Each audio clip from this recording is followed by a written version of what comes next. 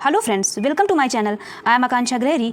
आज मैं आपको जीएस दृष्टि के समान भूगोल के नेक्स्ट पार्ट पढ़ाने जा रही हूँ और भी इसके कई पार्ट्स आएंगे। देखिए, इसकी खास बात यह है कि इसमें चित्रात्मक प्रस्तुति की गई है। मीन्स सभी टॉपिक को बहुत ही अच्छे से चित्र के माध्यम से और रे डायग्राम के माध्यम से समझाया गया है। देखिए, अगर आप कोई भी एग्जाम देने जा रहे हैं तो आप इस सीरीज को अवश्य देख कर जाएँ, आपको निश्चय इससे लाभ होगा। देखिए, जो स्टूडेंट ने पहले से जो काफ़ी पढ़ रखी है वो इस सीरीज को रिवीजन के तौर पर ले सकते हैं, बट जो स्टूडेंट ने बिल्कुल भी नहीं पढ़ी है वो भी ये मेरा वीडियो देख सकते हैं, क्योंकि मैंने इसमें बहुत ही बेसिक से और बहुत ही अच्छे से एक्सप्लेन करके सारे टॉपिक को कवर किया है। देखिए, अगर मेरे लेक्चर की स्पीड आपको कम या ज़्यादा लग रही हो तो आपके मोबाइल में स्पीड कम और ज़्यादा करने के लिए ऑप्शन दिया रहता है, तो आप अपने मोबाइल से जो भी आपको सही लगे कम या ज़्यादा कर सकते हैं। देखिए, मेरा यही टारगेट है कि आप कम पढ़िए और ज़्यादा नंबर लाइए, मैक्सिमम आप नंबर लाइए। देखिए, आप जान रहे हैं कि अभी भी हमारे पास इतना टाइम नहीं है कि हम एक मोटी बुक पढ़ सकें, लेकिन हाँ, मैं आपको उतना कवर करा दूंगी जितना आपके एग्जाम में क्वेश्चन जहाँ से बनते हैं, एग्जाम में जहाँ से क्वेश्चन पूछे जाएंगे, मैं आपको उतना कवर करा दूंगी। इसलिए परेशान मत होइए। जो मैं पढ़ा रही हूँ आप इस चीज़ को पूरा फॉलो करिए। आप खुद देखेंगे, जब पेपर देंगे तो आप खुद देखेंगे कि इससे कितने क्वेश्चन आपके सॉल्व हुए हैं। ठीक है, तो मैं सिर्फ आपको एग्जाम ओरिएंटेड ही बता रही हूँ। ओके, आइए स्टार्ट करते हैं अपने लेक्चर से। देखिए, मैं आपको बताना चाहूँगी कि इसमें मैंने क्या क्या पढ़ा दिया है। हमने पढ़ा दिया है भारत का सामान्य परिचय, भौतिक विभाजन, राजनीतिक एवं प्रशासनिक विभाजन, भारत की जनजाति और प्रजाति, भारत की विभिन्न भाषाओं का समूह, आबोहवा तंत्र, नदियों के किनारे स्थित प्रमुख नगर, जलप्रपात एवं झीलें। देखिए, आज हम पढ़ेंगे जलवायु। अब देखिए, जो हमारा भारत का भूगोल है उसमें केवल 3 ही टॉपिक बचे हैं। एक बचा है हमारा प्राकृतिक आपदाएं, मृदा और प्राकृतिक वनस्पति। इनसे भी क्वेश्चन पूछते हैं। यानी कहने का ये मतलब है कि 3 से 4 दिन में पूरा भारत का भूगोल खत्म हो जाएगा। ओके, आइए स्टार्ट करते हैं हम अपने लेक्चर से। देखिए, आज का टॉपिक है जलवायु। देखिए, जलवायु से क्वेश्चन बनते हैं, जलवायु से क्वेश्चन बनते हैं। ये आप टॉपिक इग्नोर नहीं कर सकते हैं।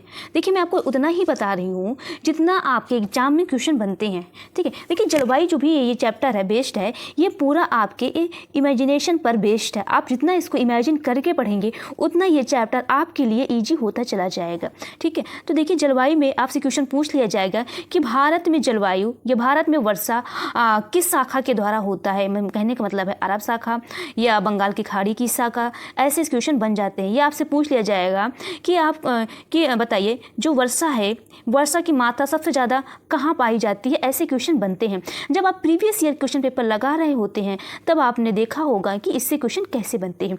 आइए हम लोग देखते हैं। देखिए, क्या आप जानते हैं मौसम और जलवायु में क्या है डिफरेंस? मौसम और जलवायु में क्या डिफरेंस है, आप जानते हैं? देखिए, जो मौसम होता है ये एक सीमित क्षेत्र में, जो मौसम होता है ये इसका जो क्षेत्र होता है सीमित क्षेत्र होते हैं। सीमित क्षेत्र में समय विशेष में, समय भी इसका विशेष होता है, समय विशेष में जो भी वायुमंडल की अवस्था को उसको क्या कहते हैं? मौसम कहते हैं। ठीक है, आइए एक बार और रिवाइज करते हैं। देखिए, जो जलवायु मौसम होता है क्या होता है? एक सीमित क्षेत्र में समय विशेष में वायुमंडल की अवस्था को क्या कहते हैं? मौसम कहते हैं। लेकिन जो जलवायु है, देखिए क्या है?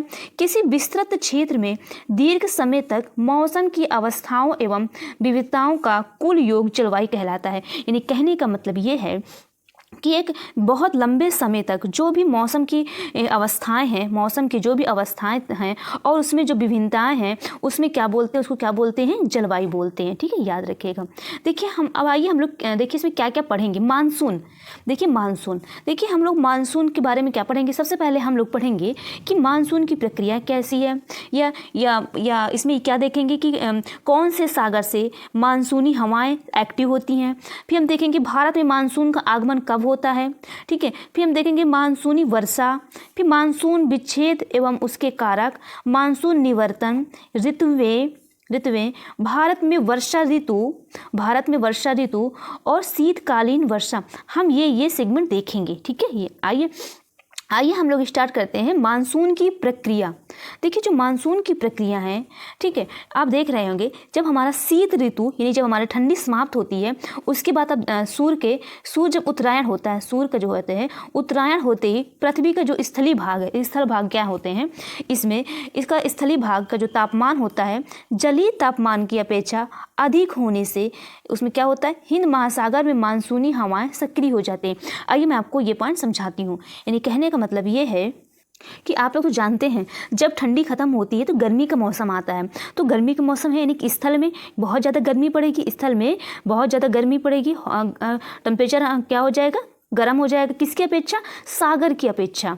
सागर की अपेक्षा यहाँ पे गर्मी ज़्यादा पड़ेगी स्थल में। तो फिर क्या होते हैं, हिंद महासागर में मानसूनी हवाएं सक्रिय हो जाती है। तो उसकी वजह से क्या हो जाते हैं, जो हिंद महासागर, आप जानते हैं हिंद महासागर कहाँ है? हिंद महासागर हमारे यहाँ है। तो इसमें क्या है, मानसूनी हवाएं सक्रिय हो जाती हैं। आप लोग ध्यान में रखिएगा।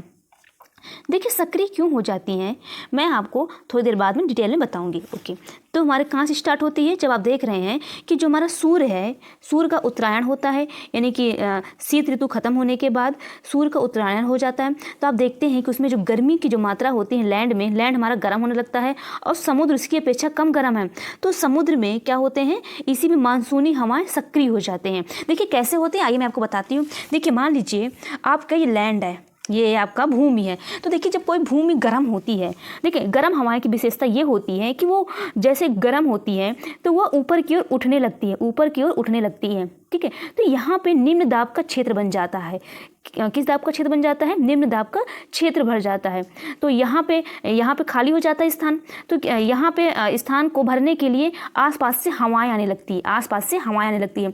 चूँकि ये हवाएं समुद्र से आती हैं, तो समुद्र में ऐसे आने के क्रम में क्या कर लेती है, ये अपने साथ नमी की मात्रा को लेकर आती हैं, नमी की मात्रा को लेकर आती हैं और फिर ये हमारे कहाँ पे वर्षा कर देती हैं। ये आप देख रहे हैं, आइए मैं आपको दिखाती हूँ। देखिए ये है, देख रहे हैं आप, जब गर्मी का मौसम होता है, सूर्य उत्तरायण होता है, तो आप देख रहे हैं तो लैंड हमारा गर्म हुआ, लैंड हमारा गर्म हुआ, हीट हुआ। तो मैंने अभी बताया है कि आपको कि इसकी एक विशेषता होती है गर्म हवा की। जैसे जैसे गर्म हवा होती है ये ऊपर की ओर उठती जाती, गर्म हवाएं ऊपर की ओर उठती जाती हैं।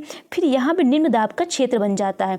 तो निम्न दाब को भरने के लिए यहाँ से हवाएं चलकर आती हैं, इसको भरने के लिए आसपास की हवाएं यहाँ से आती हैं इसको भरने के लिए। तो अब ये हवाएं आ रही हैं, कहाँ से आ रही हैं? समुद्र से हवाएं आ रही हैं। आप देख रहे हैं कि हवाएं कहाँ से आ रही हैं? समुद्र से आ रही हैं। तो जैसे हमारे समुद्र से आ रही हैं तो समुद्र के ऊपर से होकर आएंगी, तो अपने साथ नमी की मात्रा को लेकर आएंगी, नमी की मात्रा को लेकर आएंगी। तो जैसे ही नमी की मात्रा लेकर आएंगी, यहाँ पे हमारा क्या है, ये हमारा है माउंटेन है, पहाड़ी एरिया। तो यहाँ पे हमने क्या, इससे टकरा करके बारिश कर देती हैं। यहाँ पे बारिश कब करती हैं? एग्जाम में आपसे क्वेश्चन पूछ लिया जाता है। तो यहाँ पे जो बारिश की जाती है, ये मुख्य रूप से जून के प्रथम माह में क्या की जाती है, ये यहाँ पे बारिश की जाती है। आप लोग ध्यान में रखिएगा, ठीक है। तो मुख्य रूप से 1 जून में आप देख रहे हैं कि केरल के मालाबार तट पर सबसे पहले बारिश होती है। आप लोग ध्यान में रखिएगा। तो क्या होती है, आप समझ गए कैसी होती है कि जब ये हमारा ये भूमि है, ये गर्म होकर के हवाएं ऊपर उठती हैं, फिर इसके बाद यहाँ पे निम्न दाब का क्षेत्र बन जाता है। तो यहाँ से हवाएं उठ करके ऊपर यहाँ आती है। तो जब ये अपने साथ ऊपर से आती है तो अपने साथ ही नमी की मात्रा ले लेते हैं, हवा में नमी की मात्रा होती है। फिर जैसे यहाँ पे पहाड़ी क्षेत्र, यहाँ पे आप देख रहे होंगे कि मैंने बताया था यहाँ पे नीलगिरी माउंटेन है, तो उससे टकरा करके ये बारिश कर देती है। तो आपसे एग्जाम में क्वेश्चन इससे बनते हैं कि सबसे पहले बारिश कहाँ पे होती है, तो कहाँ पे होती है? आप बताइएगा कि केरल के मालाबार तट पर सबसे पहले बारिश होती है। कब होती है? जून के प्रथम सप्ताह में सबसे पहले बारिश होती है केरल में।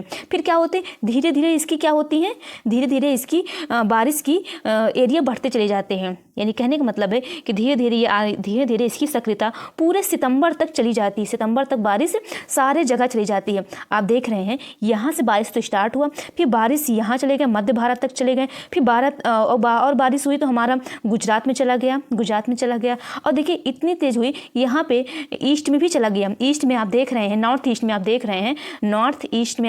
देख रहे हैं यहाँ पे एक है चेरापूंजी।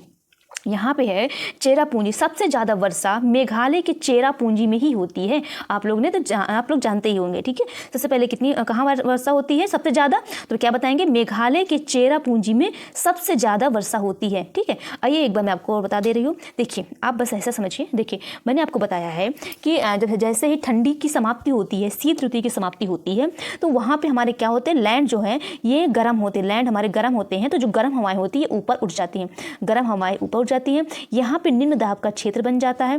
तो यहाँ से इस क्षेत्र को भरने के लिए यहाँ से हवाएं चलकर आएंगी। तो जब हवाएं चलकर आएंगी तो अपने साथ बहुत बड़ी मात्रा में नमी लेकर आएंगी। ठीक है। तो जो हवाएं में, हाँ, उस हवा में क्या रहेंगे, नमी की मात्रा रहेंगे। तो यहाँ पे एक माउंटेन पर्वत से टकरा कर ये वर्षा कर देंगी। फिर धीरे धीरे ये कब करती है वर्षा, जून के प्रथम सप्ताह में ये वर्षा कर देती है केरल के मालाबार तट पर। फिर धीरे धीरे क्या, और कहाँ तक चलती, जून से ये सितंबर तक चलती है, जून से ये सितंबर तक ये वर्षा का चलता है। ठीक है, तो क्या बताया मैंने, तो वहाँ तक चलती है। फिर धीरे धीरे क्या कर देती है, ये मध्य भारत तक पहुँचती है और फिर इतनी बारिश हो जाती है, फिर ये नॉर्थ ईस्ट एरिया में पहुँच जाती है। सबसे ज़्यादा बारिश कहाँ होती है, हमारे मेघालय की चेरापूंजी में बारिश होती है। फिर कुछ शाखाएं इसकी यहाँ भी पहुँच जाती है। कहाँ पहुँच जाती है, ये गुजरात तथा सौराष्ट्र के प्रदेश में। लेकिन हाँ, एक बार और ध्यान दीजिए, देखिए एग्जाम में क्वेश्चन पूछा था कि हमारे जो है अरब सागर के थ्रू, अरब सागर के द्वारा राजस्थान में बारिश क्यों नहीं होती, राजस्थान में बारिश क्यों नहीं होती। देखिए यहाँ पे है हमारे अरावली माउंटेन। कौन सी माउंटेन है, अरावली माउंटेन है यहाँ पे। तो जो ये मानसून है, ये इसके पैरेलल निकल जाती है, समानांतर इसकी मानसून निकल जाती है, जिसकी वजह से यहाँ पे बारिश नहीं होती है। तो ये पूछा गया था क्यों नहीं होती, क्योंकि यहाँ पे जो पहाड़ियाँ हैं, ये इसके पैरेलल से ही हवाएं निकल जाती है और फिर वहाँ तक पहुँचते पहुँचते इन हवाओं में जो नमी की मात्रा होती है वो भी बहुत ही कम हो जाती है, जिसकी वजह से यहाँ पे बारिश नहीं होती है। आप लोग ध्यान में रखिएगा। देखिए ये जो बारिश हो रही है, आप देख रहे हैं, इसको मैंने आप क्या बोलते हैं, इसको बोलते हैं साउथ वेस्ट, क्या बोलते हैं, यानी कि दक्षिण पश्चिम मानसून से ये वर्षा हमें मिलती है। कहाँ पे होती है, ये जो दक्षिण पश्चिम मानसून से ये जो वर्षा होती है हमारी 3 जगह होती है, याद रखिएगा आप लोग। ठीक है, तो ये जो वर्षा हो रही है, आप देख रहे हैं कि साउथ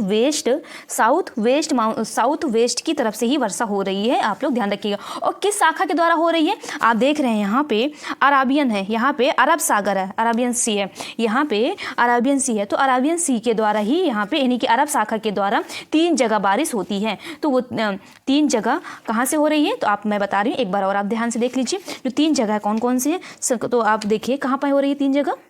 एक है हमारा पश्चिमी घाट, ये मैंने आपको बताया था, ये कौन सा घाट है, ये जो घाट है हमारा, ये कौन सा घाट है, ये पश्चिमी घाट है। कौन सा घाट है, ये पश्चिमी घाट हो गया।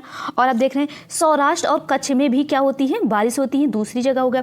और एक हमारा कहाँ होता है, एक ये हमारे होते हैं कि ये यहाँ से बारिश निकल के कहाँ जाती है, हमारी नॉर्थ ईस्ट में चली जाती है। यानी कहने का मतलब कहाँ तक पहुँच जाती है, ये चेरापूंजी तक इसकी बारिश पहुँच जाती है। आप लोग ध्यान में रखिएगा। ठीक है, तो देखिए आपसे क्या पूछे कि सबसे ज़्यादा भारत में जो मानसून होता है किस शाखा के द्वारा होता है, तो आप बताएंगे अरब सागर शाखा के द्वारा भारत में मानसून की प्रक्रिया सबसे ज़्यादा होती है। हाँ, वो मानसून क्या होते हैं, दक्षिण पश्चिम मानसून, साउथ वेस्ट मानसून के द्वारा 3 जगह बारिश होती है। सबसे पहले वेस्ट पश्चिमी घाट पे होती है, फिर गुजरात सौराष्ट्र में होती है, फिर धीरे धीरे यहाँ निकल जाती है मध्य भारत में, मध्य भारत होते हुए ये नॉर्थ ईस्ट तक पहुँच जाती है। बस यही है। ठीक है, ओके, आइए मैं आपको बताती हूँ। देखिए अब देखिए भारतीय मानसून का आगमन। देखिए अभी सबसे पहले मैं आपको क्या बताऊंगी, मानसून की प्रक्रिया। देखिए शीत ऋतु की समाप्ति के उपरांत सूर्य के उत्तरायण होते समय पृथ्वी का स्थलीय तापमान जलीय तापमान की अपेक्षा अधिक होने से हिंद महासागर में मानसूनी हवाएं सक्रिय हो जाती। क्यों हवा जाती है, क्योंकि वहाँ पे निम्न दाब का क्षेत्र बन जाता है। तो जब निम्न दाब का क्षेत्र बन जाएगा तो वहाँ पे जब वहाँ पे हवाएं उसको भरने के लिए आ जाएंगी। ठीक है, अब ये मैंने आपको समझा दिया अच्छे से। देखिए मैंने आपको समझा दिया होगा, तो अब आपको देखिए मैंने कहा इमेजिन आपको करना ही पड़ेगा। जैसे मैं आपको बताई थी वैसे आपको इमेजिन करना पड़ेगा कि वहाँ पे लैंड गर्म है तो हवाएं ऊपर गर्म उठकर ऊपर गई, तो वहाँ पे खाली स्थान हो गया, यानी कि निम्न दाब का क्षेत्र बन गया। तो उसको भरने के लिए हवाएं चलकर आई हैं समुद्र से। तो जो हवाएं आई हैं तो वो अपने साथ नमी की मात्रा लेकर आई हैं। तो ये दक्षिण पश्चिम तट पर यानी पश्चिमी घाट पर टकराकर मालाबार में ये वर्षा कर दी है। ठीक है, आपको सब इमेजिन करना पड़ेगा। अब देखिए भारतीय मानसून का जो आगमन है, देखिए भारत में मानसून का आगमन मुख्य रूप से जून के प्रथम सप्ताह में होता है। अभी मैंने बताया कब होता है, यानी कहने का मतलब है कि 1 जून या जून के प्रथम सप्ताह से स्टार्ट हो जाती है और इसकी सक्रियता जून से सितंबर तक रहती है। ये कब तक एक्टिव रहते हैं, सितंबर तक एक्टिव रहते हैं। मानसूनी पौने के आगमन से पूर्व सामान्य वर्षा होती है। देखिए क्या होते हैं, जब कोई मानसून हवाएं या पौने आते हैं उससे पहले एक सामान्य वर्षा होती है। क्या होती है, एक सामान्य वर्षा होती है। इसको मैं अभी बाद में आपको बताऊंगी। मानसून आने पर अचानक वर्षा की मात्रा में वृद्धि हो जाती है। जब मानसून आती है तो अचानक क्या हो जाती है, इसकी जो वर्षा की मात्रा होती है उसमें वृद्धि हो जाती है।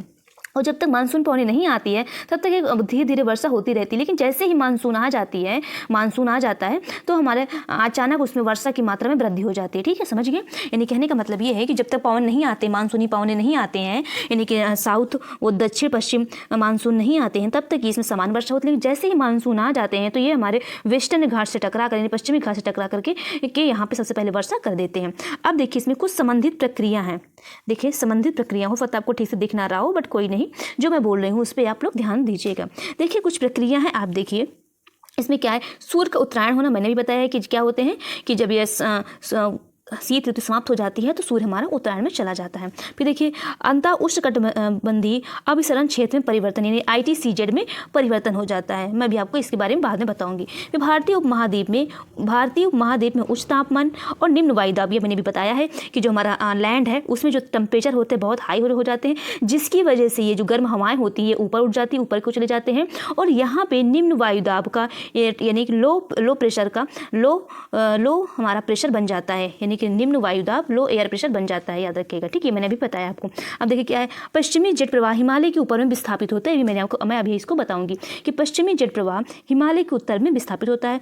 पूर्वी जेट का प्रवाह होता है दक्षिणी हिंद महासागर में मेडागास्कर द्वीप के समीप उच्च वायुदाब का विकास होना, यानी दक्षिणी हिंद महासागर में मेडागास्कर द्वीप के समीप उच्च वायुदाब का विकास हो जाता है। वहाँ पे क्या हो जाता है, जो वायुदाब होती है वहाँ पे हाई रहती है। अब देखिए क्या है, देखिए भारतीय मानसून की उत्पत्ति। अभी मैंने आपको बताया कि यहाँ पे क्या है, लैंड हुआ, गर्म हुआ, ऊपर चला गया, तो फिर क्या हो गया, यहाँ पे लो प्रेशर बन गया। फिर इसको भरने के लिए हवाएं आएंगी, तो हवाएं समुद्र से आएंगी, जिसकी वजह से ये अपने जब समुद्र से ऊपर आएंगी तो यहाँ पे क्या कर लेगी, अपने साथ बहुत बड़ी मात्रा में नमी लेकर आएगी। यहाँ पे पर्वत पड़ेंगे, पठार पड़ेंगे, उनसे टकरा कर ये वर्षा कर देंगी। ठीक है, फिर धीरे धीरे ये आगे बढ़ती चली जाएंगी और पूरे सितंबर तक पूरे भारत में वर्षा करती रहेंगी, याद रखिएगा। ठीक है, तो ITCT जोन ये हमारा ये है। देखिए जो ITCT जोन होता है, जैसे जैसे ये सूर्य उत्तरायण या उत्तर की ओर होता है और दक्षिण की ओर होता है, तो उसी तरीके से हमारा जो ITCT भी होता है, ये भी क्या होता है, बदलता रहता है। ठीक है, याद रखिएगा। देखिए मैं आपको एक बार समझा दे रही हूँ कि ITCT जोन होता क्या है। देखिए जो ITCT जोन होता है, चूँकि आप जानते हैं कि विषुवत रेखा इक्वेटर पर साल भर इक्वेटर एकदम गर्म होता है। इक्वेटर आप देख रहे हैं, ये इक्वेटर हमारा क्या है, ये गर्म होता है। ये यहाँ पे हमारा इक्वेटर है, यहाँ पे हम देखते हैं यहाँ पे नॉर्थ है, यहाँ पे हमारा ये नॉर्थ में क्या है, कर्क रेखा है।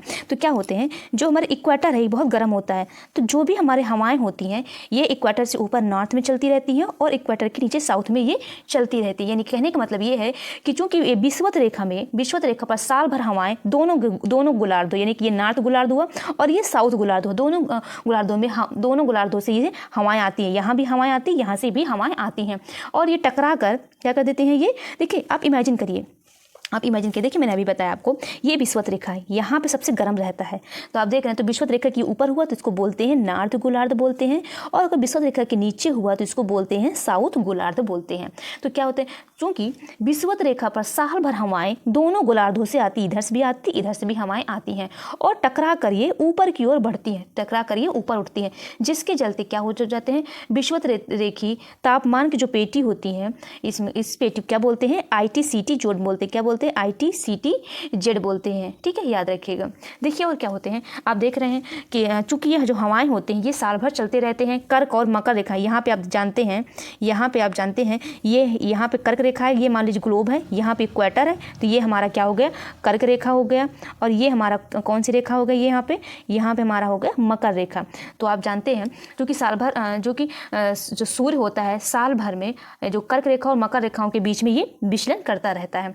तो जो सूर्य के उत्तरायण, जैसे सूर्य उत्तर होता है, सूर्य के उत्तरायण यानी उत्तर की ओर होता है, और सूर्य के जो दक्षिणायन यानी दक्षिण की ओर होता है, सूर्य के उत्तरायण यानी उत्तर की ओर होता है और दक्षिण की ओर होता है। तो इसके चलते जो ITCT होता है, तो इसमें क्या होते हैं, ये एक जगह पर विषुवत रेखा पर स्थित नहीं रहता, ये विषुवत रेखा पर स्थित नहीं होते हैं। तो ये क्या होते हैं, ये कभी जैसे ये सूर्य उत्तरायण होगा और दक्षिणायन होगा, उसी के साथ क्या होगा, ये अपनी स्थिति चेंज करता रहेगा। आप देखते होंगे ठंडी के दिनों में जब सूर्य किधर होता है, दक्षिणायन होता है, दक्षिण की ओर होता है, तो ITCT भी दक्षिण की ओर खिसकने लगता है। लेकिन इसकी तरह अगर हम देखते हैं, जब हमारा क्या होते हैं, उत्तरायण होता है, उत्तर की तरफ होते हैं तो ये जो हमारा ITCT जोन होता है ये कर्क रेखा की तरफ यानी उत्तर की ओर, ये उत्तर की ओर क्या है, खिसकने लगता है। ठीक है, समझ गए। मैंने क्या बताया, जब सूर्य दक्षिणायन होता है यानी ठंडी के दिनों में जो ITCT जोन होता है वो नीचे की तरफ खिसकने लगता है। लेकिन जब सूर्य उत्तरायण होता है यानी गर्मी के मौसम में जो उत्तर की ओर होता है तो उसी के साथ भी ITCT जोन भी ये उत्तर की ओर यानी कर्क रेखा की ओर हल्का खिसकने लगता है। तो इसके लिए हम क्या करते हैं, तो आप देख रहे हैं, तो इसी से हमारे क्या होते हैं, पूरे भारत में वर्षा होती है। तो एक ये भी माध्यम है ITCT, वो क्या है इसका, वो भी ITCZ का भी इसमें परिवर्तन होता है। आप देख रहे हैं कि जैसे जैसे सूर्य ऊपर और नीचे की ओर होता रहता है, उसके वैसे ही जैसे उसमें भी चेंज होता है। ठीक है, समझ गए। ओके, देखिए आप देख रहे हैं कि जब ये सूर्य, मैंने बताया अभी गर्मी का मौसम है, यहाँ पे आप देख रहे हैं विषुवत रेखा है, तो यहीं पे हमारा ITCZ होना चाहिए। लेकिन हमने बताया कि सूर्य उत्तरायण होता है, तो सूर्य के उत्तरायण होने के समय तो ये ITCT यहाँ पहुँच जाता है, जिसके लिए ये क्या होते हैं, भारत में मानसून के लिए ये क्या होते हैं, रिस्पॉन्सिबल होते हैं। समझ गए आप। ओके, देखिए जो कुछ भी आपको समझ में नहीं आया तो कमेंट बॉक्स में जो बताइए। लेकिन हाँ, मैंने इतने बार आपको समझा दिया है कि आपको पूरा रट ही गया होगा। ओके, ठीक है, समझ गए, इतनी बार मैंने बता दिया। ओके, देखिए अब आगे देखते हैं प्रायद्वीपीय भारत में मानसून का विभाजन, यानी आप हमने बताया था कि मानसून का विभाजन प्रायद्वीपीय भारत में आइए कौन कौन से होते हैं देखते हैं। एक हमने बताया था कि एक होते हैं अरब सागर की शाखा से, एक होता है बंगाल की खाड़ी की शाखा से। ठीक है, एक होते हैं अरब सागर की शाखा से, एक होता है बंगाल की खाड़ी की शाखा से। देखिए अभी हमने बताया था जो अरब सागर की शाखा से कहाँ पे होती है, इमेजिन करिए 3 भागों में होती है। जो पहली शाखा होती है कहाँ पे, पश्चिमी घाट में वर्षा होती है यानी वेस्टर्न घाट में वर्षा होती है।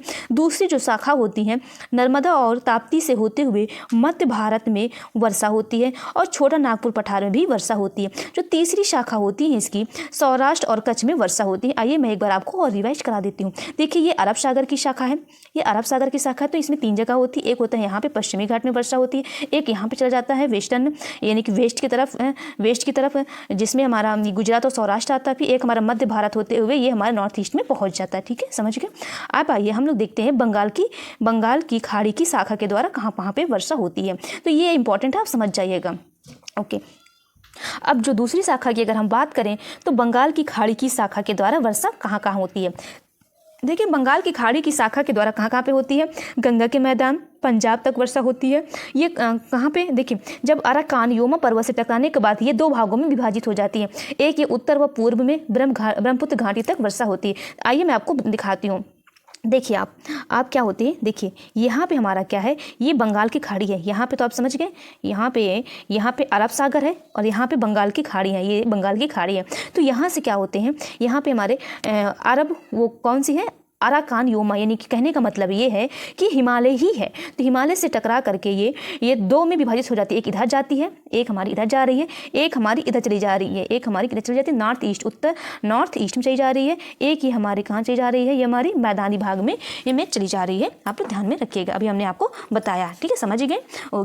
ओके, तो आप यहाँ की कहाँ तक जाती है, ये हमारा पंजाब तक ये यहाँ तक जाती है। देखिए क्या होते हैं इसमें, यहाँ तक तो आप सोच रहे होंगे कि राजस्थान में वर्षा जो हमारी होती है पश्चिमी घाट यानी कि राजस्थान में जो वर्षा होती है यानी दक्षिण पश्चिम यानी साउथ वेस्ट मानसून से नहीं हो पाती है, तो क्या बंगाल की खाड़ी के द्वारा हो जाएगी यहाँ तक। तो देखिए क्या होता है, यहाँ तक पहुँचते नमी में वायु में नमी की मात्रा कितना कम हो जाती है कि यहाँ पे भी क्या कर लेती है कि वर्षा नहीं हो पाती है। यानी कि दिल्ली तक तो हो पाती है, लेकिन ये जयपुर में वर्षा नहीं हो पाती है, राजस्थान में वर्षा नहीं हो पाती है। ठीक है, तो बंगाल की खाड़ी का जो विभाजन है ये पर्वत से टकराकर 2 भागों में बढ़ जाती है। उत्तर पूर्व या ब्रह्मपुत्र घाटी तक इसमें वर्षा होती है और फिर ये होती है गंगा के मैदान, यहाँ पे गंगा का मैदान है और पंजाब तक ये वहाँ पे वर्षा होती है। ठीक है, आपको कुछ भी रटना नहीं है, जितना मैंने आपको बताया है वो बस आप इमेजिन करते जाइए।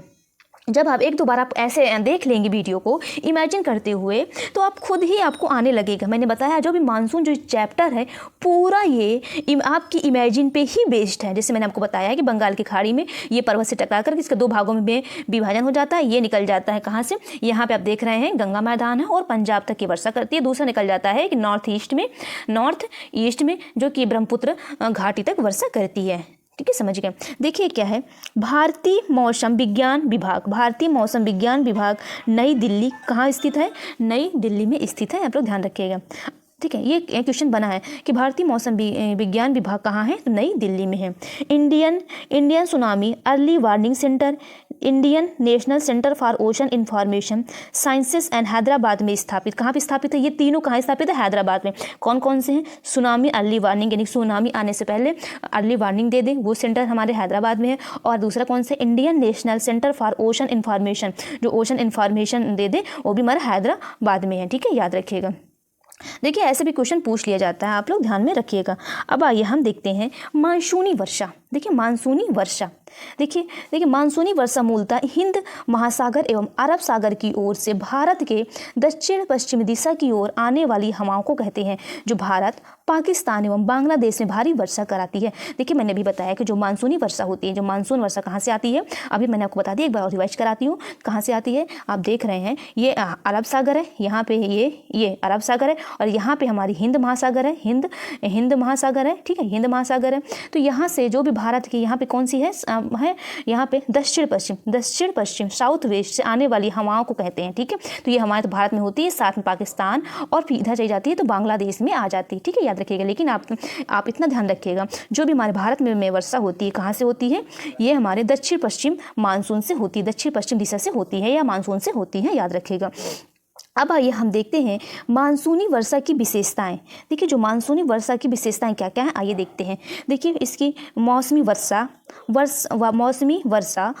की निश्चित अवधि होती है, इसमें मौसमी वर्षा होती है और वर्षा की निश्चित अवधि होती है। मैंने बताया था कि जून से सितंबर तक वर्षा होती है। फिर एक मूसलाधार वर्षा भी होती है। फिर वर्षा की अनियमितता, वर्षा की अनिश्चितता, कोई भी निश्चित नहीं होती कि वर्षा इस टाइम होगी या नहीं होगी। वितरण की असमानता, कहीं ज़्यादा कहीं कम वर्षा होती है, आप लोग जानते हैं। फिर पर्वतीय वर्षा, यानी कि पर्वतों में जो वर्षा होती है उसको पर्वतीय वर्षा बोलते हैं। अब देखिए एक टर्म है, आपसे क्वेश्चन बना हुआ है, ये पूछा गया है कि मानसून विच्छेद क्या है। मानसून विच्छेद क्या है? देखिए क्या होते हैं मानसून के समय, आप देखते हैं जब भी मानसून यानी कि पानी बरसता है तो लगातार बारिश होने के बाद जब कुछ समय के लिए रुक जाता है, कुछ समय के लिए जो वर्षा रुक जाता है उसको क्या बोलते हैं? मानसून विच्छेद बोलते हैं। आप देखिए मानसून के समय लगातार बारिश होने के बाद कुछ समय के लिए वर्षा का रुक जाना क्या कहलाता है? मानसून विच्छेद। इससे क्वेश्चन बना है। तो क्या होता है मानसून विच्छेद? मतलब क्या होता है कि लगातार बारिश हो रही है और कुछ समय के लिए इसमें रुक जाती है, तो उसको क्या बोलते हैं? मानसून विच्छेद। आइए हम लोग देखते हैं मानसून विच्छेद के कारक क्या हैं। देखिए जो इसके कारक हैं हमारे, देखिए क्या है, एक क्या है? पश्चिमी तट पर पवनों का समानांतर प्रवाहित होना। जो विच्छेद क्यों हो जाता है? जब पश्चिमी तट पर क्या हो जाते हैं, जो वेस्टर्न में पवन जो होते हैं समांतर फ्लो होती हैं। दूसरा आप देखिए हमारे उत्तर भारत के मैदानों में अंतः उष्णकटिबंधीय अभिसरण क्षेत्र में परिवर्तन हो जाता है और उष्णकटिबंधीय चक्रवातों में कमी हो जाती है। राजस्थान देखिए निचली परतों में तापीय विलुमता है और आर्द्र वायु के आरोहण में बाधा है। जो भी है उसमें चढ़ने में ये बाधा है, आरोहण में बाधा है। ठीक है, तो ये हमारे मानसून विच्छेद के कारण है। क्या है? उत्तर भारत के मैदानों में कैसे होता है? अंतः उष्णकटिबंधीय अभिसरण क्षेत्र में परिवर्तन और उष्णकटिबंधीय चक्रवातों की कमी के कारण होते हैं। और राजस्थान में कहाँ होते हैं? निचली परतों में जब तापीय विलुमता होती है और आर्द्र वायु के आरोहण में बाधा होती है। और पश्चिमी तट पर क्या होता है? पवनों के जब समांतर प्रभावित होना। आप देख रहे हैं कि कुछ समय बाद जो पवन होते हैं इसी कारण राजस्थान में बारिश नहीं होती है, क्योंकि वहाँ पे अरावली माउंटेन के ये समांतर ही निकल जाते हैं। आप लोग ध्यान रखिएगा। अब देखिए आइए देखते हैं मानसून निवर्तन। देखिए मानसून निवर्तन, आप निवर्तन से पता लगाइए कि इसमें क्या है? कोई चीज़ लौटना, यानी क्या लौटना? वापस होना। तो मानसून के लौटने की प्रक्रिया को मानसून निवर्तन या प्रत्यावर्तन कहते हैं। जहाँ निवर्तन है, जहाँ प्रत्यावर्तन है, तो आप क्या समझेंगे कि मानसून वापस हो रहा है या मानसून लौट रहा है। देखिए मानसून लौटने का क्या रीजन है? आप देखिए क्या रीजन है? सूर्य का दक्षिणायन होना, सूर्य जो है वो दक्षिण की ओर होना, निम्न वायुदाब की पेटी का दक्षिण की ओर खिसकना, दक्षिण पश्चिम मानसून का कमज़ोर होना, उत्तर भारत में शुष्क मौसम होना। देखिए मैंने आपको समझाई थी कि मैंने आपको बताई थी अभी मैंने कि ये देखिए जैसे जैसे हमारा जो सूर्य दक्षिणायन होता है उसी तरीके से हमारे क्या हो जाते हैं, जो ITCZ है वो भी दक्षिण की तरफ खिसकता है। देखिए ये मान लीजिए ग्लोब है, ये मानिए आप ग्लोब है, ठीक है, ग्लोब है, यहाँ पे इक्वेटर है, तो यहीं पे हमारे ITCZ जोन होते हैं। लेकिन क्या होते हैं जब हमारा ये, लेकिन इस सन के साथ, सूर्य के साथ अगर सूर्य दक्षिण की ओर हुआ तो ये क्या हो जाएगा? खिसक के कहाँ आ जाएगा? तो ये खिसक के दक्षिण की ओर चला आएगा। ठीक है, दक्षिण की ओर चला आएगा, आप समझ जाइएगा। तो और क्या हो जाएगा? दक्षिण पश्चिम मानसून भी कमज़ोर हो जाता है, यानी कि उसमें बहुत कम मात्रा नमी में रहती है और उत्तर भारत में शुष्क मौसम हो जाते हैं। अब देखिए कुछ भारतीय मानसून में कुछ विशिष्ट तथ्य हैं। देखिए आप देख रहे हैं, आप इमेजिन करिए ये हिंद ओशन है, हिंद महासागर है। मैंने बताया था कि हिंद महासागर है, जो कि हमारा भूमि है गर्म होगा, हवाएं गर्म होगा, धरातल गर्म होगा, तो जो गर्म वायु का ऊपर उठ जाएगा, फिर यहाँ पे निम्न दाब बन जाएगी, फिर जिसको हवाएं आ जाएंगी। तो देखिए आर्द्र वायु मतलब क्या होते हैं कि वायु में नमी की मात्रा होना, वायु में नमी की मात्रा होना क्या बोलते हैं, आर्द्र वायु। तो आर्द्र वायु का उत्तर दिशा की ओर बहना, ये कहाँ बहती है, नॉर्थ की ओर बहती है। आप इमेजिन करिए नॉर्थ की ओर देखिए आपको तो पता होगा ना कि नॉर्थ किधर है, साउथ किधर है, ठीक है, नॉर्थ ईस्ट किधर है, ठीक है। तो क्या होते हैं, फिर यहाँ पे बढ़ती है, जैसे जैसे ये बढ़ती है तो ये ऊपर जाती है, तो यहाँ पे ठंडा हो जाता है, ठंडा होकर बादल का निर्माण करता है। फिर यहाँ पे क्या पड़ती है, हमारी ये दक्कन का पठार है, फिर ये हिमालय से टकरा कर क्या हो जाती है, ये जो मैदानी भागों में वर्षा हो जाती है। फिर यहाँ बादल बनते हैं, फिर तिब्बत का पठार आता है, यहाँ भी वर्षा हो जाती है। देखिए मैं अभी आपको और भी अच्छे से समझा दूंगी, ओके बट आप इतना अभी समझिए जो मैंने भी आपको बताया था, यही कि हवाएं गर्म होकर ऊपर उठती हैं, यहाँ पे निम्न दाब बन जाता है, और फिर हवा को भरने के लिए यहाँ से हवाएं आती हैं, ये हवा में नमी की मात्रा होती है, जिसकी वजह से यहाँ पे टकरा करके यहाँ पे वर्षा हो जाती है। फिर धीरे धीरे हवाएं यहाँ बढ़ती हैं, मतलब मध्य भारत में बढ़ती है, फिर नॉर्थ ईस्ट तक पहुँच जाती है, फिर एक हमारी शाखाएँ इधर भी पहुँच जाती हैं। आप लोग ध्यान में रखिए, किधर पहुँच जाती है, किधर पहुँच जाती है, किधर पहुँच जाते हैं, आप लोग ध्यान में रखिएगा। अब आइए हम लोग देखते हैं कुछ मुख्यालय हैं, देखिए क्या है जो कि इंपॉर्टेंट है, आपको याद रखना है। देखिए भारतीय मौसम विज्ञान विभाग का मुख्यालय स्थित है, कहाँ पे स्थित है, नई दिल्ली में स्थित है। भारतीय मौसम विज्ञान विभाग का मुख्यालय कहाँ स्थित है, नई दिल्ली में स्थित है। देखिए जो मानसून शब्द की जो उत्पत्ति हुई है, अरबी भाषा के मौसम शब्द से मानसून भाषा की उत्पत्ति हुई है।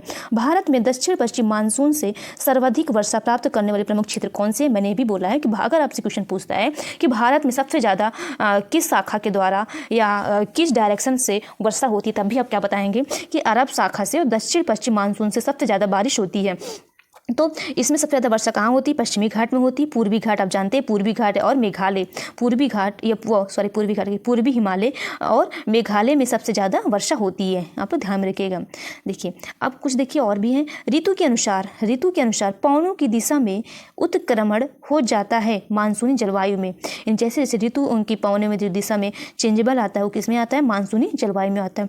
उष्णकटिबंधीय मानसूनी जलवायु वाले देश का एक प्रमुख उदाहरण क्या है, भारत। देखिए आपको ये टर्म शायद नहीं पता होगा कि उष्णकटिबंधीय मानसूनी जलवायु वाला देश हम भारत को क्यों बोलते हैं। देखिए क्या है, मैं आपको यही बता दे रही हूँ। देखिए ये हमारा ग्लोब है, ये आप देख रहे हैं इक्वेटर है, ये इक्वेटर है। तो आप देख रहे हैं, जब मैंने आपको पढ़ाया था फर्स्ट लेक्चर, तो मैंने आपको बताया था कि हमारा जो इंडिया की स्थिति हमारा कहाँ है। ये देखिए कर्क रेखा है, ये हमारा क्या है, कर्क रेखा, ये कर्क रेखा है, और ये हमारा कौन सी है, ये मकर रेखा, ये कर्क रेखा, ये कर्क रेखा है, और ये हमारी कौन सी है, मकर रेखा है। तो आप देख रहे हैं, तो हमारा जो भारत है हमारा कहाँ है, जो भारत है हमारा, देखिए कर्क रेखा को कर्क रेखा भारत को बीचों बीच बांटता है। तो हमारा इंडिया यहाँ है, इंडिया यहाँ पे बसा है, ठीक है, इंडिया यहाँ पे बसा है। तो आप देख रहे हैं जो ये क्षेत्र है, यानी कि जो हमारा कर्क रेखा और मकर रेखा के जो बीच का जो क्षेत्र होता है, उसको बोलते हैं उष्णकटिबंधीय क्षेत्र। क्या बोलते हैं उसको, उष्णकटिबंधीय वाला क्षेत्र बोलते हैं। तो उष्णकटिबंधीय वाला क्षेत्र क्या है, आप समझ गए, यानी कि कर्क रेखा और मकर रेखा के जो बीच में जो भी है, उसको क्या बोलते हैं, उष्णकटिबंधीय वाला क्षेत्र बोलते हैं। तो जो हमारा इंडिया है, भारत है, आप देख रहे हैं पूरी तरीके से उष्णकटिबंधीय मानसूनी जलवायु वाला एक प्रमुख देश है। ओके, समझ गए। ओके, अब आइए हम देखते हैं क्या है, चेरापूंजी कहाँ है, हमने बताया था मेघालय राज्य में चेरापूंजी है, जहाँ पर सबसे ज़्यादा बारिश होती है। खासी पहाड़ियों पर स्थित है। किस पहाड़ी पर रहता है, खासी पहाड़ी पर स्थित है। देखिए जब मैं आपको पहाड़ियाँ बता रही थी तो मैंने बताया था कि खासी पहाड़ी पर एक चेरापूंजी है, सबसे ज़्यादा वहीं पर बारिश होती है। अब देखिए कुछ महत्वपूर्ण तथ्य आइए देखते हैं। देखिए भारत में अधिकांश वर्षा होती है, कहाँ से होती है, देखिए क्वेश्चन आ गया, आप क्या बताएंगे, दक्षिण पश्चिम मानसून से। कहाँ से होती है, दक्षिण पश्चिम मानसून से। अब देखिए ग्रीष्मकालीन मानसून के प्रवाह की समान दिशा दक्षिण पश्चिम से उत्तर पूर्व की ओर होती है। कहाँ पे, भारत में। इमेजिन करिए, अभी मैंने आपको बताया था, क्या बताया था कि गर्मी का मौसम है, ये इंडिया है, भारत है, मैं पूरा नहीं बना रही, भारत है ऐसे। तो ये हमारा क्या है, ये मानसून की प्रवाह कहाँ से होती है, इधर ये हमारा क्या है, दक्षिण पश्चिम से कहाँ चली जाती है, उत्तर पूर्व की ओर चली जाती है, उत्तर पूर्व की नॉर्थ ईस्ट की ओर चली जाती है। कहाँ होती है, भारत में होती है। देखिए मानसून की दिशा उत्तर पूर्व से दक्षिण पश्चिम की ओर आती है, यानी कि कब आती है, शीतकाल में आती है। देखिए क्या होते हैं, जब मैं आपको भी समझाऊंगी कि हमारा जो ये शीतकाल में क्या होता है, एक वहाँ पे तमिलनाडु में में और आंध्र प्रदेश में बारिश होती है शीतकाल में। ये थोड़ा अपवाद है और यही से क्वेश्चन बन जाते हैं, ये अपवाद है, यही से क्वेश्चन बन जाते हैं। देखिए मैं आपको समझा दे रही हूँ, एक बार आप थोड़ा सा वेट करिए। देखिए मैं आपको बता दे रही हूँ, देखिए शीतकाल में क्या होती है, जो वर्षा होती है हमारी, वर्षा होती है हमारी जब वो होती है तो हमारी कहाँ से होती है, ये मानसून की जैसे उत्तर पूर्व से यहाँ से आती है, यहाँ से आती है। तो यहाँ पे हमारा बंगाल की खाड़ी पड़ती है, बंगाल की खाड़ी आती है, यहाँ से हवाएं चलकर आती है, कहाँ से आती है, ये नॉर्थ ईस्ट से चलकर आती है, किधर आती है हमारी, दक्षिण पश्चिम की ओर। कहाँ आती है, दक्षिण पश्चिम की ओर आती है। तो ये कहाँ पे बारिश होती है, तो हमारी कहाँ पे बारिश हो जाती है, ये आती है हमारी सबसे ज़्यादा इस साइड आती है, ये साइड आती है। तो हमारी कहाँ हो जाती है बारिश, तो बारिश हमारी हो जाती है तमिलनाडु पे। कहाँ पे होती है, तमिलनाडु राज्य में। यहाँ पे कोरोमंडल तट है, वहीं पे टकराकर बारिश हो जाती है। ठीक है, यहाँ से चल के आई, यहाँ पे हवाएं ने नमी की मात्रा ली और फिर धीरे धीरे यहाँ पे आई, तो यहाँ पे टकराकर बारिश हो गई। आप लोग ध्यान में रखिएगा। अब आइए हम लोग देखते हैं नेक्स्ट पॉइंट। देखिए मैं आपको बता रही थी क्या है, देखिए उत्तर पूर्वी यही है। देखिए मैंने उत्तर पूर्वी मानसून से सबसे अधिक वर्षा प्राप्त कहाँ होती है, तमिलनाडु राज्य को होती है। भारत में मानसून का प्रत्यावर्तन यानी कि निवर्तन कब शुरू होता है, देखिए सितंबर महीने में तो होता है, लेकिन सितंबर महीने से शुरू हो जाता है। भारत में मानसून का आगमन सबसे पहले कहाँ होता है, केरल राज्य में मानसून का आगमन सबसे पहले होता है। अब नेक्स्ट देखिए कौन सा, भारत के उत्तरी मैदानों में शीत ऋतु में होने वाली वर्षा किसके द्वारा होती है, तो आप क्या बताएंगे, पश्चिमी विक्षोभों द्वारा। अभी मैं आपको ये पश्चिमी विक्षोभ समझा दूंगी, ठीक है। पश्चिमी विक्षोभ इतना बस याद रखिए, जो उत्तरी मैदानों में शीत ऋतु में ठंडियों में जो वर्षा होती है किसके द्वारा होती है, पश्चिमी विक्षोभ के द्वारा होती है। भारतीय उष्ण देशीय मौसम विज्ञान संस्थान स्थित है, कहाँ स्थित है, पुणे में स्थित है। भारत में सर्वाधिक दैनिक तापांतर कहाँ पाया जाता है, तो राजस्थान के मरुस्थलीय क्षेत्र में दैनिक तापांतर पाया जाता है। अब नेक्स्ट देखिए, मैं आपको और भी कुछ इंपॉर्टेंट पॉइंट है जो कि और बता दे रहे हैं। देखिए भारत में कुल वर्षा का सर्वाधिक भाग प्राप्त होता है कौन से, देखिए फिर से आ गया, दक्षिण पश्चिम, ये साउथ वेस्ट मानसून से प्राप्त होता है। ग्रीष्म ऋतु में भारत के उत्तरी पश्चिमी भाग में तापमान ऊंचा बहुत रहता है, जिस कारण वहाँ पे क्या विकसित हो जाता है, ये पॉइंट मैं आपको कितनी बार बता चुकी हूँ। वहाँ पे क्या विकसित हो जाता है, तो वहाँ पे निम्न वायुदाब का क्षेत्र विकसित हो जाता है। अब आइए नेक्स्ट देखिए, हिंद महासागर ग्रीष्म ऋतु में भारत के उत्तरी पश्चिमी भाग की अपेक्षाकृत ठंडा रहता है, क्योंकि वहाँ बना रहता है, क्या रहता है, उच्च वायुदाब। यानी कि हिंद महासागर ग्रीष्म ऋतु में भारत के उत्तरी पश्चिमी भाग के अपेक्षाकृत क्या रहता है, ठंडा रहता है, क्योंकि वहाँ पे क्या बना रहता है, उच्च वायुदाब बना रहता है। अब देखिए, जब मानसून पौने 2 सप्ताह या इससे अधिक अवधि के लिए वर्षा करने में असफल रहती है, यानी 2 सप्ताह या इससे अधिक अवधि के लिए वर्षा करने में असफल रहती है, यानी वर्षा नहीं कर पा रही है, तो वर्षा काल में शुष्क दौर आ जाता है। तो इसे क्या कहते हैं, मानसून का विच्छेद। यानी मौसम चल रहा लगातार, लेकिन कुछ समय के लिए उसमें क्या हो जाते हैं, मौसम रुक जाता है, तो क्या बोलते हैं, मानसून विच्छेद बोलते हैं। अभी मैंने आपको बताया है। अब देखिए मैंने अभी क्या बताया है, इंटर ट्रॉपिकल कन्वर्जन जोन यानी ITCZ एक निम्न वायुदाब पेटी स्थित है, कहाँ पे स्थित है, भूमध्य रेखा के निकट स्थित है। मैंने बताया था इक्वेटर या भूमध्य रेखा, मैंने क्या बताया था, ये हमारा इक्वेटर है, जहाँ इसको भूमध्य रेखा, इसी के निकट हमारा क्या होता है, इसी के निकट ITCZ की एक निम्न वायुदाब की पेटी स्थित होती है और सूर्य के साथ ये घटती बढ़ती रहती है, ऊपर नीचे होती रहती है, मैंने अभी आपको बताया है। अब देखिए नेक्स्ट क्या है, वर्षा ऋतु में देश के अधिकांश भागों में हवाओं की सामान्य प्रवाह होती है। जो वर्षा ऋतु में देश के अधिकांश भागों में हवाओं की समान प्रवाह कैसी होती है, दक्षिण पश्चिम से उत्तर पूर्व की ओर। देखिए अभी मैंने आपको फिर से बताया था कहाँ से होती है, दक्षिण पश्चिम, इधर से होती है, यहाँ की ओर जाती है, ठीक है, याद रखिएगा। अब नेक्स्ट देखिए, हिमालय की उपस्थिति के कारण वर्षा ऋतु में हवाएं उत्तर पूर्व और गंगा के मैदानों में प्रभावित होती हैं। अभी मैं आपको ये भी थोड़ा टर्म बताऊंगी कि क्या है। देखिए जो हिमालय होता है ये भी एक मानसून विभाजन में काम करता है, अभी मैं आपको बहुत अच्छे से समझा दूंगी। तो दक्षिण पूर्व और पूर्व से हिमालय की उपस्थिति के कारण वर्षा ऋतु में हवाएं जो है उत्तर पूर्व गंगा के मैदान में प्रभावित होती है। कहाँ से, दक्षिण पूर्व, यानी कि यहाँ से जाती है और पूर्व से ये जाती है, ठीक, कहाँ से होती है, यहाँ पे होती है। अब आइए हम लोग और नेक्स्ट पॉइंट देखते हैं कुछ और। देखिए तमिलनाडु की कुल वर्षा का 50 से 60% प्राप्त होता है, कहाँ से प्राप्त होता है, उत्तर पूर्वी मानसून से प्राप्त होता है। अब नेक्स्ट देखिए, विश्व का सर्वाधिक वर्षा वाला स्थान कहाँ है, मासिनराम, अभी मैंने बताया था मेघालय है। भारत में सबसे कम वर्षा वाला स्थान कौन सा है, लेह या लद्दाख। भारत में सबसे कम वर्षा वाला स्थान है, तो लेह लद्दाख में सबसे कम बारिश होती है। अब हम पढ़ेंगे भारत में वर्षा, और किस कारण होती है, कहाँ होती है। देखिए जो हमने पढ़ा है ना, बस उसी को एक बार और अच्छे से देख लेना है, ठीक है, ओके। आइए अब हम लोग देखते हैं भारत में जो वर्षा होती है। देखिए आइए नेक्स्ट देखते हैं भारत में वर्षा। देखिए भारत में जो वर्षा होते हैं, अभी हमने देखा था जो इसके वर्षे होते हैं समान रूप से जून से सितंबर तक के बीच में वर्षे होते हैं, यानी पानी बरसता, आप भी जानते हैं। देखिए इसकी विशेषता क्या है, सबसे ज़्यादा प्रभाव किसका पड़ता है, दक्षिण पश्चिम मानसूनी पवनों का प्रभाव पड़ता है। वहाँ पर क्या होता है, निम्न वायुदाब का क्षेत्र बन जाता है, उत्तरी पश्चिम भारत में निर्मित है। और देखिए इसमें जो विशेष तथ्य क्या है, देखिए दक्षिण पश्चिम मानसूनी पवनों का स्थलीय भाग में प्रवेश करते समय तड़ित झंझावात के साथ घनघोर वर्षा होती है। मानसूनी पवनों की शाखा कौन कौन सी है, मैंने बताया एक बंगाल की खाड़ी की शाखा है, दूसरी है अरब सागर की खासा। कोई नहीं, मैं एक बार आपको और रिवाइज करा दे रही हूँ, ठीक है। आइए एक बार मैप से आपको यही पॉइंट एक बार मैं आपको और समझा दे रही हूँ, ताकि यही मेरा टारगेट है कि आपको इसी लेक्चर से ही सारे पॉइंट क्लियर हो जाएँ। आइए देखते हैं।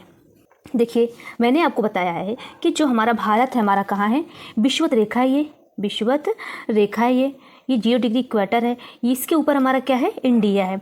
तो क्या होते हैं, जब हम ठंडी के बाद गर्मी पड़ने लगती है, यानी कि जब सूर्य उत्तरायण होने लगता है, तो आप देख रहे हैं गर्मी में क्या होते हैं, बहुत ज़्यादा जो ये भूमि है गर्म हो जाती है। तो जब भूमि गर्म हो जाएगी तो आपको देखिए जो हवाएं की विशेषता ये है कि जो गर्म हवाएं होती हैं ये ऊपर उठती हैं, जो गर्म हवाएं होती हैं ये नीचे से ऊपर की ओर जाने लगती है। तो यहाँ पे ये जगह खाली हो जाता है, यानी कि निम्न वायुदाब का क्षेत्र बन जाता है। यहाँ पे क्या है, हवाएं ऊपर गई तो निम्न वायुदाब का क्षेत्र बन जाता है। तो उसकी वजह से क्या होते हैं, तो यहाँ से हवाएं समुद्र से हवाएं स्थल की ओर जाती हैं, और क्योंकि ये जो खाली स्थान है इसको भरने के लिए स्थल में जो खाली स्थान है उसको भरने के लिए हवाएं समुद्र से चलती हैं।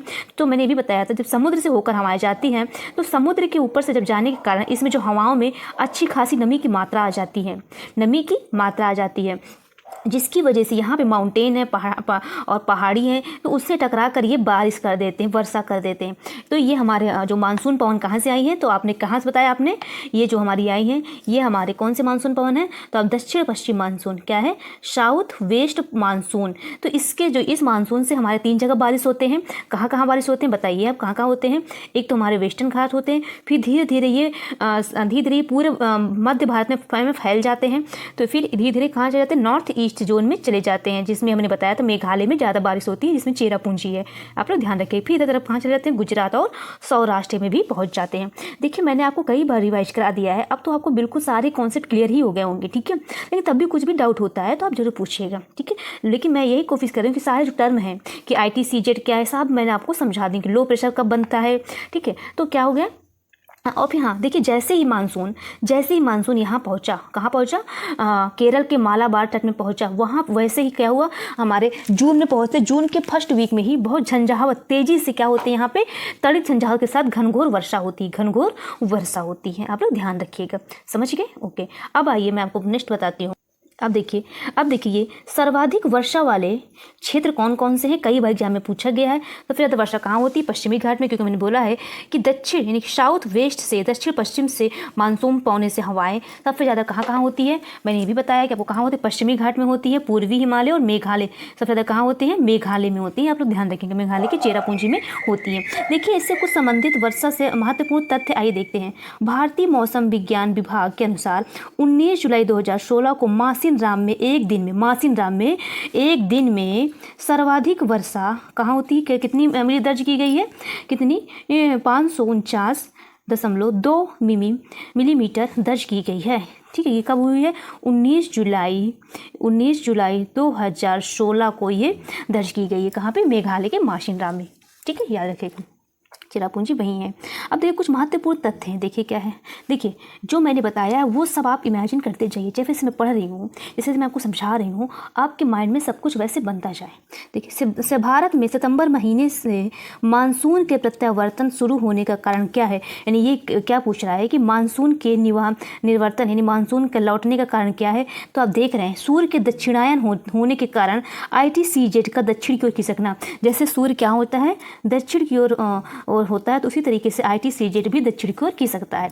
अब नेक्स्ट देखिए, भारत में अधिकतम लाभ देने वाली जल प्रबंधन युक्ति कौन सी है, तो कौन सी है, वर्षा के जल का संचयन अगर करे तो ये सबसे ज़्यादा जल प्रबंधन की युक्ति है लाभ देने वाली। झारखंड में वर्षा कहाँ से होती है, दक्षिण पश्चिम मानसून द्वारा, मैंने बताया है सबसे ज़्यादा भारत में सबसे ज़्यादा अगर होती है वर्षा तो किससे होती है, दक्षिण पश्चिम मानसून से।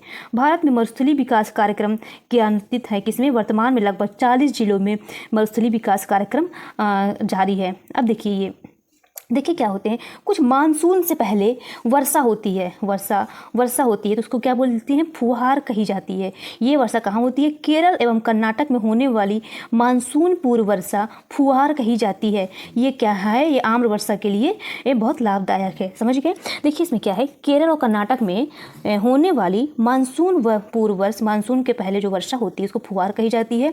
ये वर्षा है आम्र वर्षा के नाम से भी जानी जाती है। यह आम्र या आम के लिए भी बहुत इंपॉर्टेंट होता है, आप ऐसे समझ सकते हैं। अब नेक्स्ट देखिए, भारत में पश्चिमी विक्षोभों से औसत वार्षिक वर्षा प्राप्त होती है। कितने हैं, हमें वेस्टर्न डिस्टर्बेंस से कितने % मिलती है, लगभग 3% मिलती है। अच्छा मैंने आपको बताया नहीं ना, वेस्टर्न डिस्टर्बेंस यानी पश्चिमी विक्षोभ के बारे में बताया नहीं, रुकिए मैं भी आपको बता दे रही हूँ, ठीक है। अब देखिए अक्टूबर से नवंबर के मध्य तमिलनाडु,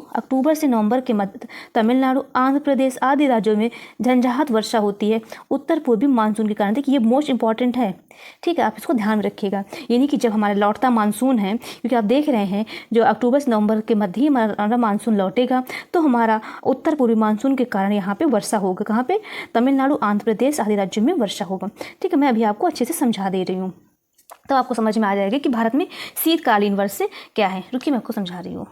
देखिए जब मानसून लौटता है, ये कब लौटता है, अक्टूबर और नवंबर मंथ में लगभग ये लौटता है। तो देखिए वे वेस्टर्न डिस्टर्बेंस के कारण हमारे, या तो हमारे एक वेस्टर्न यानी पश्चिमी विक्षोभ के कारण हमारे वर्षा होते हैं शीत ऋतु में, या तो होते हैं नॉर्थ ईस्ट से। देखिए नॉर्थ ईस्ट ये है, नॉर्थ ईस्ट ये एरिया है। नॉर्थ ईस्ट में क्या होती है, यहाँ से हवाएं आती हैं। अब यहाँ पे क्या पड़ रहा है, बे ऑफ बंगाल यानी बंगाल की खाड़ी पड़ रही है, ठीक है। देखिए क्या मैंने बताया, मैं आपको ये बता रही हूँ कि एक तो हमारी किससे आती है मानसून शीत ऋतु में, तो एक आती है हमारे नॉर्थ ईस्ट से। किससे, नॉर्थ ईस्ट से। तो ये जो पोर्शन नॉर्थ ईस्ट से, यहाँ से हवाएं चल कर आएंगी, रास्ते में बंगाल की खाड़ी पड़ेंगे। यहाँ से ये क्या करेंगे, जो हवाओं में नमी मात्रा अपनी ले लेंगी, हवाएं जो हैं नमी की मात्रा ले लेंगी। और यहाँ पे है कोरोमंडल तट, तो यहाँ पे क्या कर देंगे, ये वर्षा कर देंगी, समझ गए आप। एक बार मैं आपको बताती हूँ। देखिए मैंने आपको बताया कि ये जो हमारा एरिया है ये नॉर्थ ईस्ट वाला एरिया है। तो यहाँ से हवाएं चल के, यानी नॉर्थ ईस्ट से हवाएं कहाँ आती हैं, ये हमारी चल के साउथ की तरफ हमारी आती हैं, साउथ की तरफ आती हैं। ये रास्ते में हमारा समुद्र पड़ता है, रास्ते में हमारा सी पड़ता है। तो समुद्र से ये अपना क्या करेंगी, ये अपने हवाओं में नमी की मात्रा लेकर आएंगे, और यहाँ पे पहाड़ी है, कोरोमंडल तट है, वहीं से टकराकर वर्षा कर लेंगी। यानी तमिलनाडु में वर्षा होगी, यहाँ आप देख रहे हैं आंध्र प्रदेश है, तो यहाँ पे ये क्या हो जाएंगी, वर्षा होगी, आदि जिलों में वर्षा होगी। ये कब होगी, ठंडी के दिनों में यहाँ वर्षा होती है। तमिलनाडु, आंध्र प्रदेश आदि राज्यों में ठंडी के दिनों में वर्षा होती है, समझ गए आप। यहाँ पे वर्षा हो जाएगी, नॉर्थ ईस्ट से वर्षा हो जाती है। अब आइए हम लोग देखते हैं वेस्टर्न डिस्टर्बेंस, ठीक है। आइए देखते हैं वेस्टर्न डिस्टर्बेंस। देखिए यहाँ पे क्या है, आप जानते हैं हिमालय है, यहाँ पे आप क्या जानते हैं, यहाँ पे हिमालय है।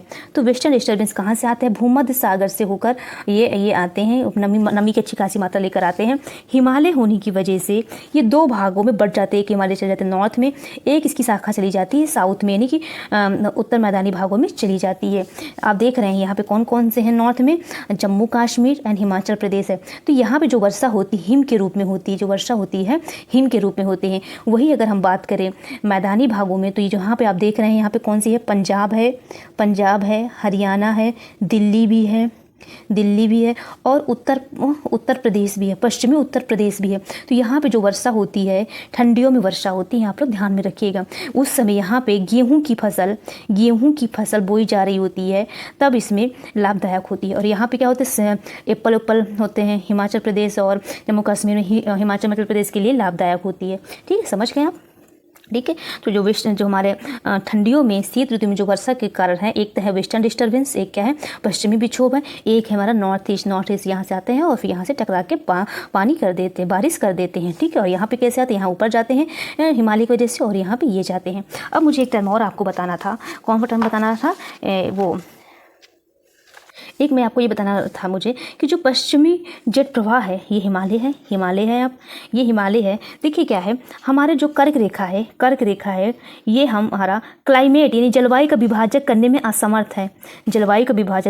असमर्थ है, यानी कहने का मतलब ये है, यहाँ पे आपने क्या देखा है, यानी कि कर्क रेखा आमतौर पर ऐसे होता है कि कर्क रेखा के जो ऊपर में होता है वहाँ पे बहुत ठंड पड़ती है, वहाँ पे बहुत ठंड पड़ती है, और जो कर्क रेखा नीचे पड़ती है वहाँ पे बहुत गर्मी पड़ती है।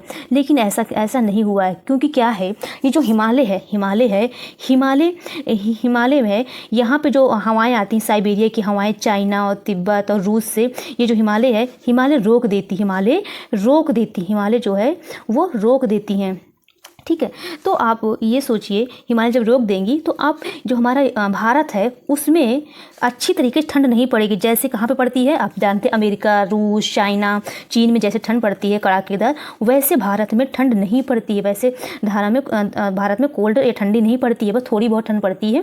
ठीक है, तो ये जो कर्क रेखा है ये जलवायु विभाजक का काम नहीं करता है। जो जलवायु विभाजक का काम करता है वो है हिमालय। एक बार क्वेश्चन पूछा गया, जो हिमालय है किसका काम करता है? जलवायु विभाजक का। क्यों काम करता है?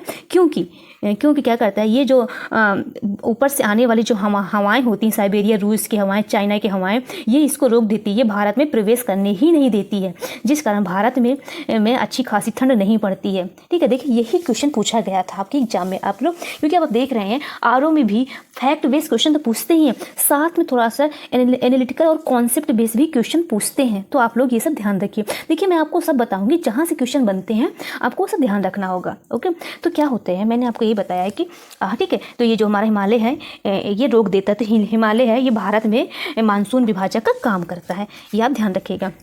देखिए एक टर्म और है, यहाँ पे हमारे हिमालय के उत्तर में क्या विस्थापित होता है, हमारे उत्तर में हमारे जो विस्थापित होते हैं पश्चिमी जेट प्रवाह, ये हमारे होते हैं पश्चिमी जेट प्रवाह। यहाँ जो जेट प्रवाह होते हैं, इसका जो पश्चिमी से पूर्वी की ओर आते हैं, इसके कारण भी हमारा क्या होते हैं, भारतीय मानसून प्रभावित होती है। याद रखिए जो पश्चिमी जेट धाराएं होती है हिमालय के नॉर्थ में होते हैं, आप इतना ध्यान रखिएगा। Okay, jet stream. देखिए जेट स्ट्रीम के बारे में इतना आप डीप में मत जाइएगा, क्योंकि देखिए ज्योग्राफी इतनी डीप है, अगर मैं आपको हर चीज़ बताने लगूंगी तो वो पूरा मेंस ऑप्शनल हो जाएगा। अगर आपको पीसीएस एग्जाम देना है वो भी मेंस ऑप्शनल है, तब आपको ये सब जानने की ज़रूरत है।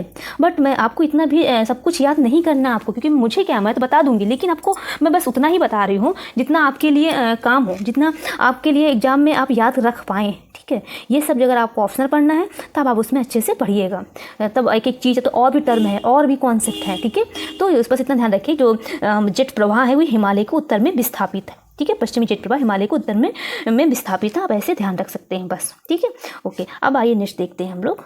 ओके, तो अब ये आप बता ले जाएंगे कि अक्टूबर से नवंबर के मध्य तमिलनाडु, आंध्र प्रदेश आदि राज्यों में झंझावती वर्षा होती है। किस मानसून से? अभी मैंने बताया उत्तर पूर्वी मानसून, एक नॉर्थ ईस्ट मानसून के कारण यहाँ पे बारिश होती है। ये क्वेश्चन कई बार पूछा, इसलिए ध्यान रखिएगा। ठीक है, अब आइए हम देखते हैं, अभी हमने भी देखा है कि भारत में शीतकालीन वर्षा किससे प्राप्ति होती है, ये देखते हैं हम लोग। देखिए वर्षा की जो प्राप्ति होती है हमारी कहाँ से होती है, आप देखिए उत्तर पश्चिम भारत में अधिक होती है, आप भी जानते हैं। ये कहाँ पर किससे होती है? भूमध्य सागरीय पश्चिमी विक्षोभों द्वारा, यानी कहाँ, कहने का मतलब है पश्चिमी विक्षोभों द्वारा होती है, यानी कि वेस्टर्न डिस्टर्बेंस की वजह से होती है। मैंने बताया था ये कहाँ से आता है, ये भूमध्य सागर से आता है, अभी मैंने आपको बताया था। ठीक है, अब ये जो कहाँ पे इसके क्षेत्र हैं, तो आप देख रहे हैं इसके जो क्षेत्र हैं, आप देखिए उत्तर पश्चिमी भारत यानी पंजाब, हरियाणा, दिल्ली एवं पश्चिमी उत्तर प्रदेश में जो ये है वर्षा के रूप में करती है। लेकिन हाँ जम्मू एंड कश्मीर एंड हिमाचल प्रदेश में हिम के रूप में, आइस के रूप में, आइस स्नो होती है ना, आइस फॉल, उसी के रूप में ये वर्षा करती है। अब आइए हम देखते हैं उच्च प्रभाव। देखिए ये क्या है, उच्च वायुदाब पश्चिमोत्तर भारत सूर्य के दक्षिणी गोलार्ध में होने के कारण में क्या होते हैं, यहाँ पे वर्षा होती है, और क्या है जब सूर्य क्या होता है, ठंडी में सूर्य दक्षिण की ओर रुक जाता है, तब भी क्या होते हैं, उसके कारण उच्च वायुदाब में होते हैं पवन प्रवाह। देखिए जो पवन प्रवाह होते हैं, हमने बताया था उत्तर पश्चिम से, कहाँ से, उत्तर पश्चिम से पूर्व की ओर जाते हैं, और भारत के पूर्वी तटीय भाग में व्यापारिक पवनों के प्रभाव से वर्षा होती है। यानी कि ये हमारा क्या है, उत्तर और पश्चिम भारत से कहाँ जाते हैं, पूर्व की ओर। मैंने अभी आपको बताया था, यहाँ से आप गए आपने, ये हमारा आप मान लीजिए, ये मैं आपको ऐसे बता दे रही हूँ, ज़्यादा आप ऐसे मत जाइए कहाँ पे, मैं बस ऐसे बता दे रही हूँ आपको। उत्तर पश्चिम से किधर तरफ जाएगा, पूर्व की ओर जाएगा। ठीक है, भारत के पूर्वी तटीय भाग में कहाँ से वर्षा होती है, व्यापारिक जब पवन आती है, यहाँ पे जब वर्षा, यहाँ पे बे ऑफ बंगाल होती है, यहाँ से वर्षा लेकर के बारिश हो जाती है। देखिए मैं एक ही बार में कई बार रिपीट कराई हूँ। ठीक है, आप लोग ध्यान रखिएगा। अब देखिए कुछ विशिष्ट तथ्य आइए देखते हैं हम लोग, क्या है। देखिए भारत में शरद ऋतुकाल अर्थात अक्टूबर नवंबर में लौटते मानसून उत्तर पूर्वी मानसून बोलते हैं उसको। मैंने क्या, लौटता हुआ मानसून क्या है, नॉर्थ ईस्ट मानसून से तमिलनाडु तट पर लगभग कितनी होती है वर्षा, 65 से 75 सेंटीमीटर तक वर्षा होती है, जो आंतरिक भागों की तरफ घटती जाती है। यानी कहने का मतलब यही है कि आप देख रहे हैं वही जो भी हमने बताया है वही इसमें क्या दे दिया, उसको कंक्लूजन दे दिया। ठीक है, इसके अतिरिक्त उत्तर पश्चिम भारत के कुछ भागों में भी पश्चिमी विक्षोभ से वर्षा होती है, जिसमें पंजाब, हरियाणा, दिल्ली और पश्चिमी उत्तर प्रदेश भी शामिल है। शरद काल में आंशिक रूप से दक्षिण पूर्वी कर्नाटक में भी वर्षा होती है। ठीक है, देखिए अभी मैंने यही बताया था, एक बार मैं आपको और इसका कंक्लूजन बता दे। ओके, आइए मैं एक बार और आपको मैप से थोड़ा सा इसकी पोजीशन दिखा दे रही हूँ। देखिए मैंने अभी हम लोगों ने क्या देखा था कि जो ठंडियों में जो वर्षा होती है ये हमारे दो सोर्स होते हैं, जो कि आप देख रहे हैं वेस्टर्न डिस्टर्बेंस से हिमालय से एक नॉर्थ की ओर चली जाती है, ये और एक साउथ की ओर चली जाती है। साउथ में जो वर्षा होती है क्या पढ़ा थे, पंजाब, हरियाणा, दिल्ली और पश्चिमी उत्तर प्रदेश में ये वर्षा होती है। एक होती है नॉर्थ ईस्ट से जो वर्षा होती है, ये हमारे यहाँ आती है, कोरोमंडल तट से टकराती है, जो कि तमिलनाडु, आंध्र प्रदेश और कुछ कुछ कर्नाटक में भी वर्षा होती है। यही अभी हम लोगों ने देखा है, आप लोग ध्यान रखिएगा। ओके फ्रेंड्स, आज के लिए हम लोग इतना ही करते हैं। अब नेक्स्ट डे में लेक्चर कंटिन्यू करूँगी। ये लेक्चर कैसा लगा आप फीडबैक जरूर बताइएगा। और हाँ, ये थोड़ा टॉपिक लेंदी था इसलिए वीडियो थोड़ी सी लंबी हो जाएगी, बट कोई नहीं, आप परेशान मत होइएगा। इसको 2 से 3 बार आप पढ़ेंगे ना, थोड़ा चैप्टर है आपको इमेजिन करना पड़ेगा, तो तभी आपको हर चीज़ याद हो जाएगा। वरना क्योंकि चाहे रट लें हम ऐसे तो आप भूल जाएंगे, एग्जाम में आपसे क्वेश्चन गलत हो जाएंगे। और जिस पॉइंट में मैं आप पे ज़्यादा फोकस की हूँ तो आप उस पर ज़्यादा ध्यान दीजिएगा। ओके फ्रेंड्स, आज के लिए इतना ही करते हैं। Okay, thank you.